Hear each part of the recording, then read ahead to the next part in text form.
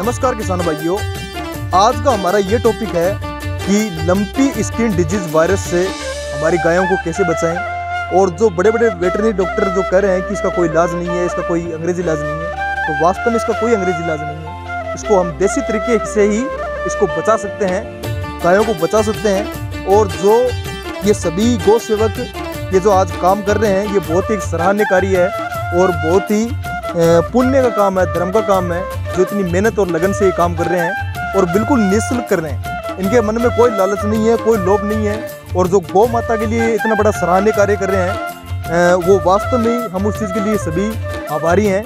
और ऐसे काम अगर सभी जगह चालू हो जाएँ तो हमारे देश में कोई भी गौ माता नहीं मरेगी और कोई भी किसी भी गाय के कोई भी नुकसान नहीं होगा। गौ माता हमारी बच जाएगी। और जो बड़ी बड़ी जो लोग महंगी महंगी गाय रखते हैं, गिर गाय, साहिवाल गाय, वो भी गाय हमारी बिल्कुल एकदम सुरक्षित बच जाएंगी।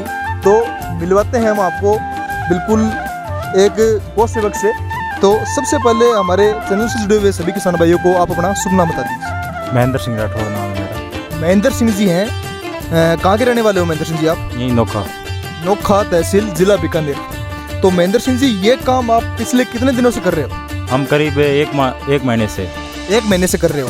तो ये जो आप ये काम कर रहे हो, इसमें ये जो क्या कर रहे हो इसमें हम गायों के लिए लड्डू बना रहे हैं, देसी लड्डू बना रहे हैं। देसी लड्डू बना रहे हो, आयुर्वेदिक एक तरीके से हम इसको आयुर्वेदिक बोल सकते हैं। हाँ, आयुर्वेदिक चीजें देसी तरीका से हम कर सकते हैं। तो पीछे जो ये जो कढ़ाई है, बड़ी वाली कढ़ाई, इसमें सबसे पहले इन्होंने इसको जो आपने गर्म किया था, काढ़ा बनाया था, उसके बाद में अभी लड्डू का काम हो रहा है। और तो आप हमें ये बताइए कि ये जो आपने लड्डू बनाए वो कैसे बनाए?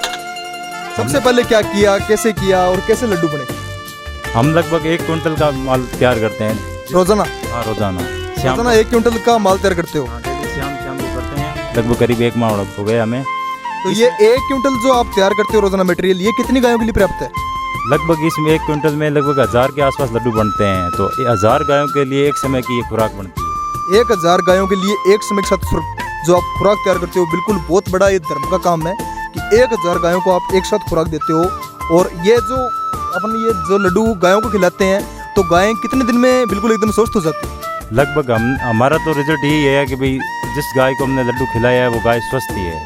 अगर जिसको शुरुआती लक्षण मिले हैं, अगर उसको लड्डू देना शुरू कर दिया है तो लगभग गाय हमारी बच जाएगी। और हमने रिजल्ट भी देखा है। आपने जैसा अभी अपने पहले चर्चा की, तो वैसे कि आपने अपनी खुद की जो आपने देसी गाय, कौन सी गाय है आपके पास? मेरे खुद के पास थार पारकर नस्ल की गाय है। तो वो बिल्कुल एकदम ठीक है? हाँ, बिल्कुल ठीक है। उसके कितना रोग हो गया था और आपने क्या ट्रीटमेंट किया? उसके भयंकर मतलब पूरे शरीर पे हो गए थे, मतलब फफोले, गोमड़े जो बोलते हैं, ऐसे लक्षण आ गए, सूजन आ गया था। ये रोग है जो देसी नस्ल की गायें हैं उस पर सबसे ज्यादा इफेक्ट करता है। देसी नस्ली गायों पर सबसे ज्यादा इफेक्ट करता है? किस नस्ल पे इफेक्ट नहीं करता? जो अपने विदेशी नस्लें हैं ना, उन पे नहीं करता है। और विदेशी नस्ल में भी उस पर करता है जो अपने यहाँ मिश्रित नस्ल हो गई है, तो उन नस्लों पे करता है, लेकिन बहुत कम है।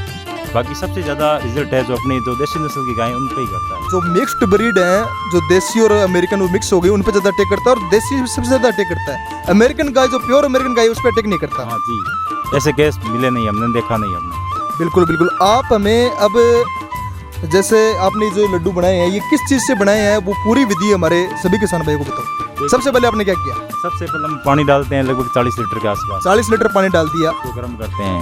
फिर उसके अंदर पतंजलि के जो ये 10 तरह के अपने जिसको काढ़े बोलते हैं, जड़ी बूटी डालते हो।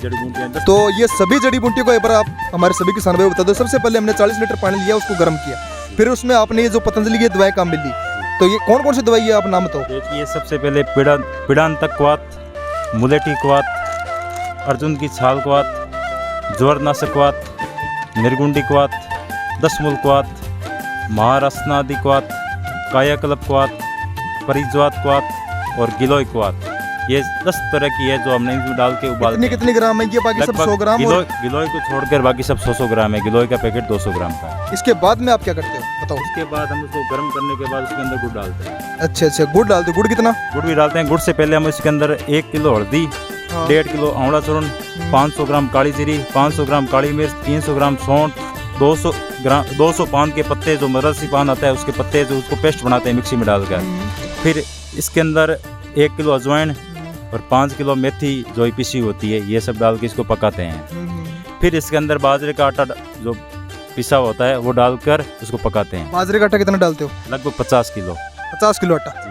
ठीक है। और उसके बाद में फिर उसके अंदर 250 ग्राम तुलसी के पत्ते भी डालते हैं और 1 किलो नीम के पत्ते भी डालते हैं। और अगर पुनर्वा घास मिल जाए तो और भी बढ़िया। हाँ, पुनर्वा जो साटा घास बोलते हैं, अगर वो अब मिल नहीं रहा अभी तो फिलहाल, हमें तो एक बार ही मिला, उसके बाद मिला नहीं, हमने कोशिश की, लेकिन अब सभी लोग लगे हुए हैं तो देखो। उसकी सूखे जड़े को पीस कर एकदम हाँ, मिला दीजिए। हाँ, ये 1 किलो ये जो सारा आइटम है पीस कर ही डालना है, सारा आइटम पीस कर डालना है। फिर ये जैसे अभी ये सभी जो लग रहे हैं ये बिल्कुल एक समय लड्डू तैयार करते हैं और वो लड्डू आप वितरित करते हो। जी। तो आप मुझे ये बताइए कि जो ये लड्डू तैयार करते हो, ये जो आपने गौ माता की सेवा कर रहे हो, ये आपको सीख कहाँ से मिली?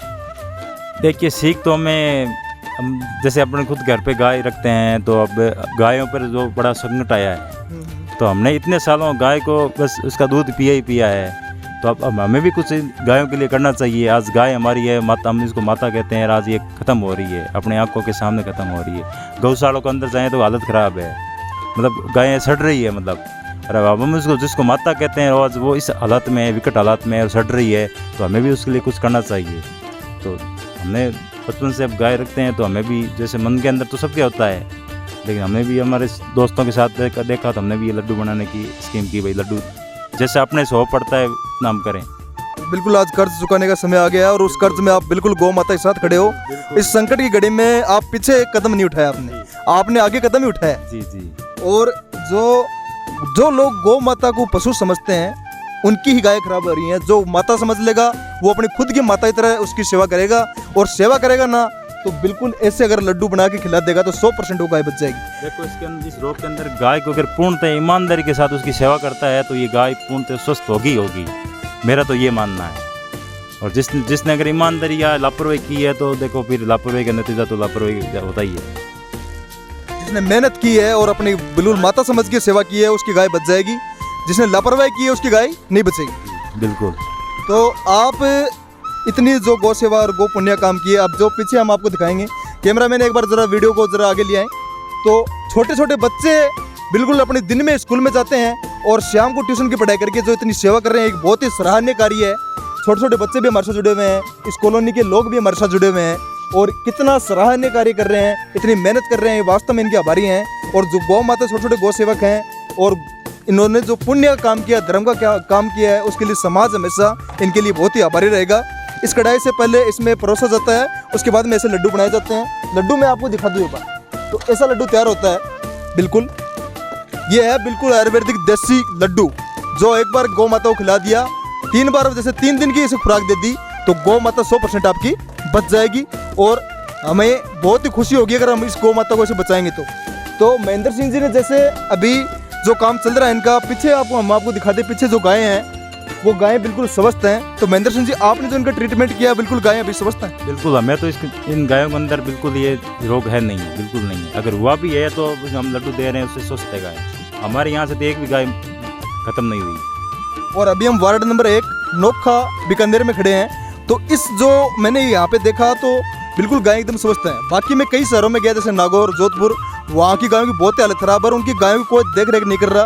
लेकिन इस कॉलोनी की जो गायें हैं वो बिल्कुल एकदम स्वस्थ घूम रही हैं, आराम से बैठी हैं खुले में। वरना जो लोग अपने घर पे गाय रखते हैं उनकी हालत खराब है, तो समझो शहर वाली गाय को क्या हालत होगी। तो आज के दिन इनकी जो इतना इनका पुण्य काम है, धर्म काम है, सराहनीय कार्य है, उसके लिए बिल्कुल गायें एकदम स्वस्थ घूम रही हैं।